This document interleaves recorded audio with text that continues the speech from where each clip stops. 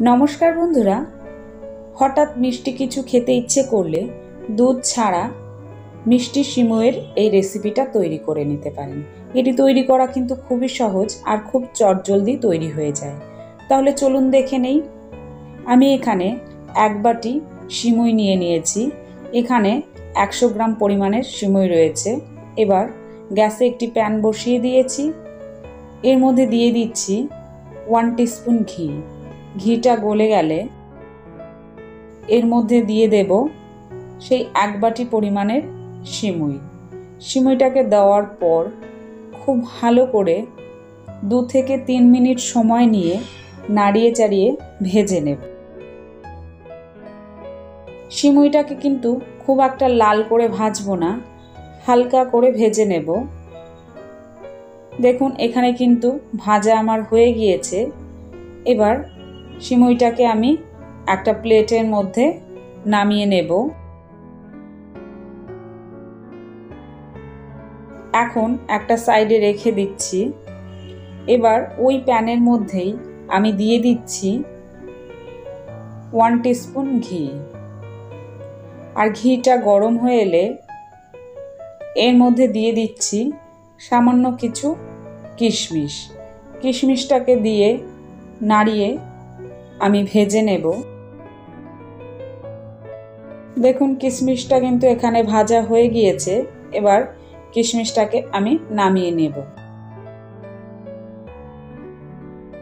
এখন ওই প্যানের মধ্যেই দিয়ে দিচ্ছি 5-6টা কাজু আমি ভেঙে নিয়েছি, আর দিচ্ছি 5-6টা আমন্ড। এখানে কিন্তু আপনারা আপনাদের পছন্দ মতো ড্রাই ফ্রুটস ব্যবহার করতে পারেন। একটু নাড়িয়ে চাড়িয়ে ভেজে নিচ্ছি। ভাজা হয়ে গিয়েছে, এবার নামিয়ে দিচ্ছি। এখন ওই প্যানের মধ্যে দিয়ে দিচ্ছি 1 বাটি পরিমাণের জল। আমি যে বাটির মাপে সিমুইটা নিয়েছিলাম ঠিক সেই বাটির মাপেই কিন্তু 1 বাটি পরিমাণ জল এখানে আমি দিয়ে দিয়েছি। এবার এর মধ্যে দিয়ে দিচ্ছি সামান্য একটুখানি কেশর। এটা একদমই অপশনাল, কেশরটা দিলে খুব সুন্দর একটা কালার আসবে। এখন জলটাকে আমি ফুটিয়ে নেব। জলটা এখানে ফুটে গিয়েছে। এবার এর মধ্যে অ্যাড করে দিচ্ছি ভেজে রাখা সেই সিমুই।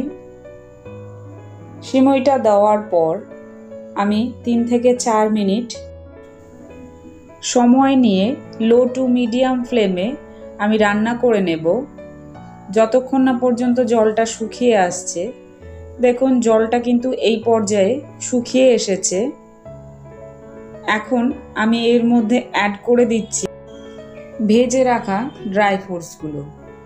এগুলো দিয়ে ভালোভাবে একটু মিশিয়ে নিচ্ছি। এই পর্যায়ে কিন্তু আমি এখনও কোনো চিনি ব্যবহার করিনি, একদম সবার শেষেই কিন্তু চিনিটাকে ব্যবহার করতে হবে। এখন দিচ্ছি 1/2 টিস্পুন এলাচ গুঁড়ো। এলাচ গুঁড়োটা দিলে খুব সুন্দর একটা ফ্লেভার আসবে। আমি একটু মিশিয়ে নিচ্ছি। এখন আমি অ্যাড করে দিচ্ছি 2 টেবিল চামচ চিনি। চিনিটা অবশ্যই কম বেশি করে আপনারা ব্যবহার করতে পারবেন।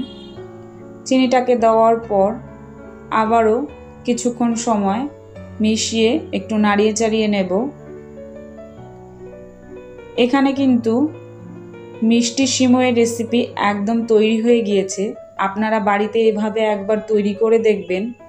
এটি খেতে কিন্তু খুবই টেস্টি হয়। আজকের এই সিমুইয়ের রেসিপি যদি আপনাদের কাছে ভালো লেগে থাকে, লাইক, কমেন্ট এবং শেয়ার করবেন। আর আমার চ্যানেলে যদি আপনি নতুন হয়ে থাকেন, চ্যানেলটিকে সাবস্ক্রাইব করার অনুরোধ রইল। আজ এই পর্যন্তই। দেখা হবে নতুন কোনো রেসিপিতে। ভিডিওটি সম্পূর্ণ দেখার জন্য অনেক অনেক ধন্যবাদ। ভালো থাকবেন।